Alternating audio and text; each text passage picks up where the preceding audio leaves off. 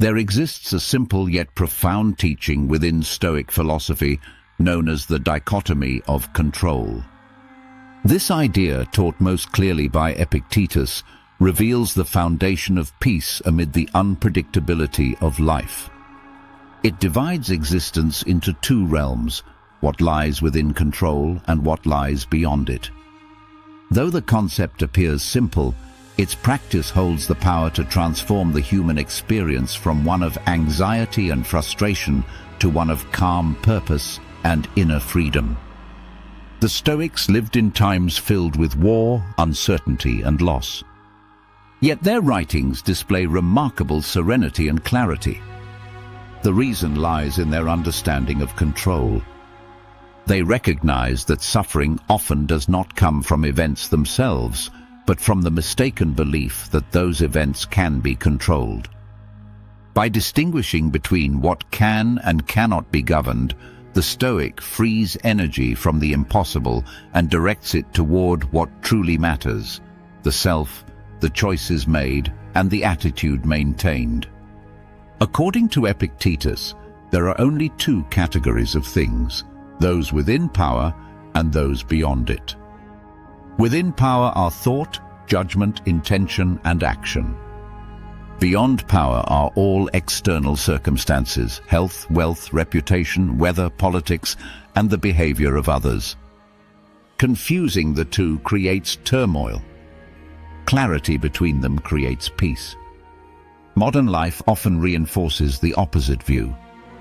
The mind is trained to chase control over outcomes: careers, relationships, status, and possessions. This pursuit breeds tension, for outcomes depend on countless factors outside of influence. The Stoic understanding exposes the futility of such striving. Effort must not be wasted on what cannot be commanded.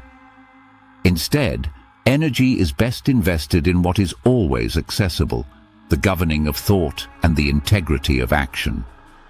To comprehend this dichotomy is to see that peace does not come from changing the world, but from changing perception of the world. The external world moves according to nature, governed by causes beyond personal command. The internal world, however, remains within reach. It can be shaped, disciplined, and ordered through awareness and reason. When attention is focused inward on thought, response, and intention, the external loses its power to disturb.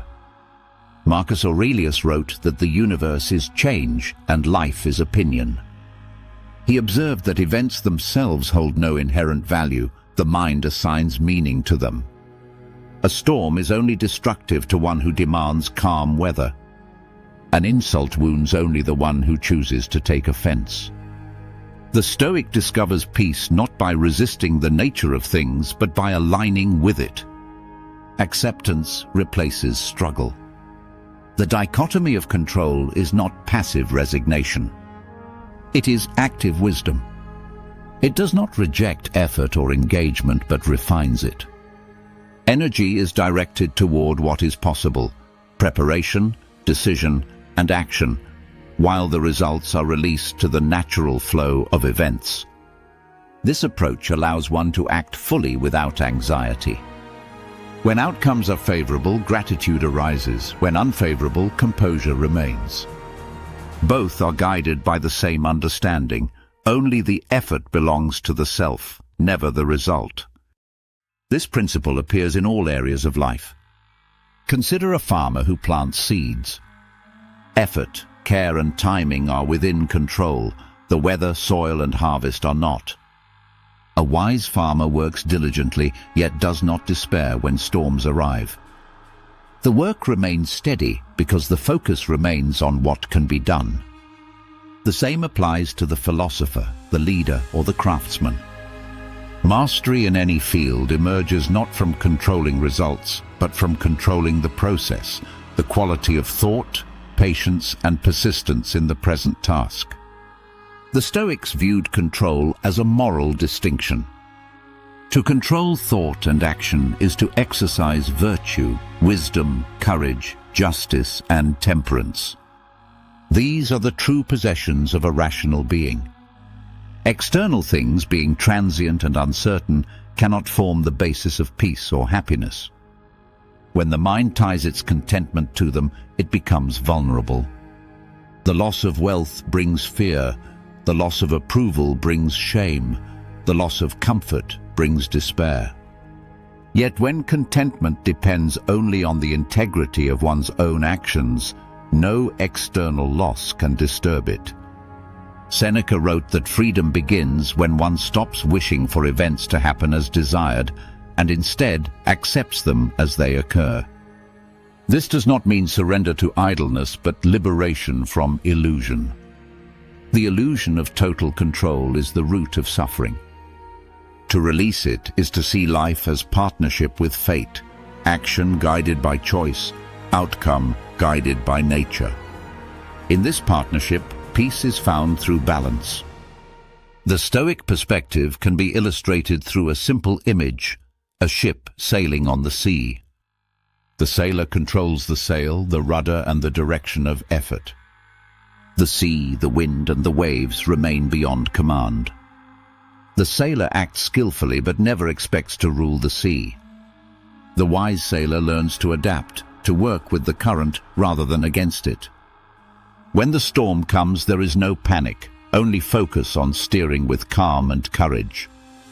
The same principle applies to human life. The mind is the rudder, the world is the sea. Peace belongs to the one who steers with awareness, not to the one who curses the wind. This teaching also clarifies the source of emotional distress. Anger, fear, and frustration often arise when the mind demands control over the uncontrollable. Anger emerges when others do not act as desired. Fear arises from imagining future outcomes that cannot be secured. Anxiety grows from constant comparison and expectation. The Stoic dissolves these emotions by returning to the truth. Nothing external can be controlled, but everything internal can be guided. This understanding transforms reaction into reason and chaos into calm. Epictetus encouraged constant reflection on this principle. Each situation becomes an opportunity to practice discernment. Before responding to difficulty, the wise mind asks, is this within control or beyond it? If within, act with courage and clarity. If beyond, release with acceptance. This small pause between impulse and understanding creates the space for peace. The practice of this principle requires consistency. At first, the mind resists. It has been conditioned to measure worth through external success. But through repetition and awareness, a new habit forms, a habit of serenity. Over time, the mind naturally directs energy toward its rightful place, intention and effort. This redirection lightens the burden of living, for there is no longer a need to fight what cannot be changed.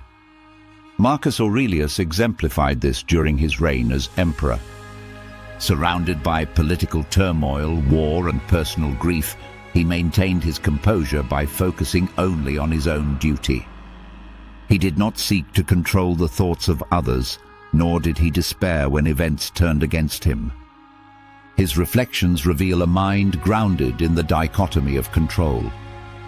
He reminded himself daily that peace comes not from external success, but from doing what reason and virtue require, regardless of outcome.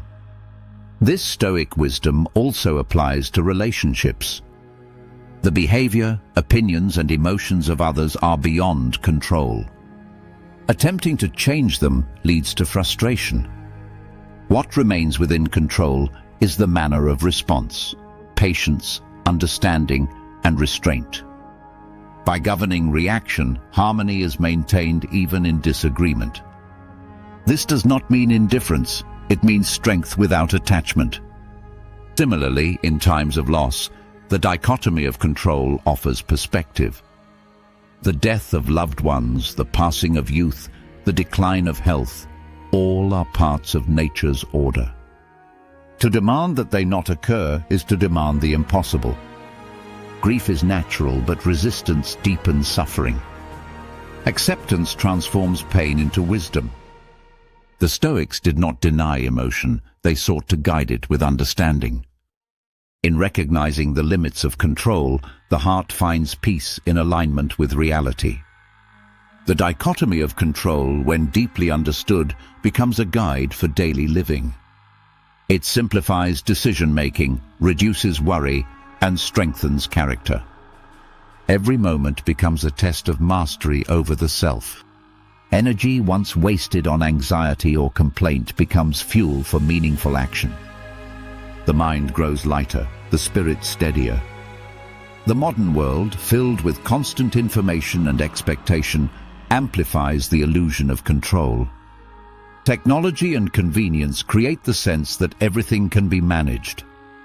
Yet despite progress, dissatisfaction persists. The Stoic teaching cuts through this illusion. It reminds that no tool, possession, or achievement can control life's uncertainties. True peace belongs only to the one who governs thought and conduct. To practice this teaching is to live in accordance with nature. Nature operates with order and impermanence. The Stoic aligns with this order through acceptance and effort. Action is given fully to the present without attachment to result. This is not withdrawal but harmony, a life of engagement without entanglement. The dichotomy of control does not remove challenges, but it removes unnecessary suffering. It teaches to meet life as it is, with composure and purpose. It transforms reaction into understanding and effort into peace. When this wisdom becomes habit, the mind no longer wastes energy on the impossible. Instead, it channels strength where it is most effective, within. In the end, this is the essence of Stoic serenity. Control what can be controlled, thought, choice and action. Accept what cannot, fate, time and others. Between these two lies freedom. Energy directed inward becomes peace outward. The storms of life continue to move, but the mind, anchored in reason and acceptance, remains still. This stillness is not emptiness, it is mastery. It is the quiet strength that arises when one learns, as the Stoics did, where to place energy for maximum peace.